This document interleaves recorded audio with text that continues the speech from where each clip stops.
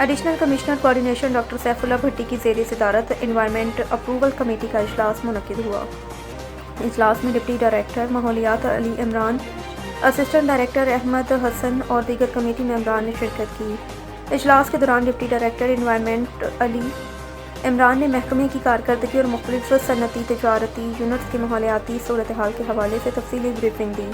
Committee نے poultry forms اور دیگر صنعتی یونٹس کی درخواستوں کا جائزہ لیا۔ اجلاس میں فیصلہ کیا گیا کہ مقررہ شرائط پوری نہ کرنے اور SOPs کی خلاف ورزی کرنے والے اداروں کے خلاف قانون کے مطابق سخت کارروائی عمل میں لائی جائے۔ Additional commissioner coordination doctor Saifullah Bhatti نے ہدایت کی ہے کہ ماحولیاتی قوانین پر سختی سے عمل درآمد یقینی بنایا جائے اور ایسے تمام اداروں کی مسلسل نگرانی کی جائے تاکہ ماحول دوست صنعتی سرگرمیوں کو فروغ دیا جا سکے۔ حکومت پنجاب کی ویژن کے مطابق ماحولیاتی آلودگی کے خاتمے، صاف ستھرا ماحول کے فروغ کے لیے تمام متعلقہ ادارے اپنی ذمہ داریاں مؤثر انداز میں ادا کریں۔ مزید یہ کہ ماحولیاتی تحفظ کے قوانین پر عمل درآمد عوامی صحت کے تحفظ اور پائیدار ترقی کے اہداف کے حصول کے لیے ناگزیر ہے۔